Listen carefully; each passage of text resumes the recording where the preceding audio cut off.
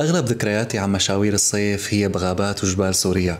بس هلأ هاي الذكريات عم تحترق مع احتراق أكثر من 15 ألف هكتار من الغابات، مساحة بتعادل مدن بأكملها صارت رماد. هاي الغابات كانت تمتص السموم من الجو وتحمينا من التلوث. كل شجرة راحت ضعفت معها مناعتنا ضد التغير المناخي يلي كنا مفكرينه رفاهية وما رح يأثر علينا. وزير الطوارئ، رجال الدفاع المدني عم يشتغلوا بأقصى إمكانياتهم ومن نقطة الصفر يقتحموا أماكن الحرايق رغم الظروف الصعبة، رياح قوية وجفاف وبقايا ذخائر وألغام زرعها النظام البائد. عم يحاربوا النار بدون نوم وبدون توقف. طبعا الخسائر المادية والطبيعية كبيرة وخطر الحرايق قرب على المدنيين، بس وسط كل هالنار في أمل.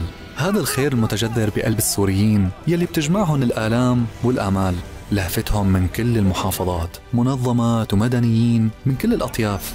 نفير عام نحو الساحل، ناس طلعت بالصهاريج وناس بإيدها أكل وناس رايحة تساعد، كل حدا باللي بيقدر عليه. ووقفة إخوتنا العرب وجيراننا معنا أعطتنا أمل.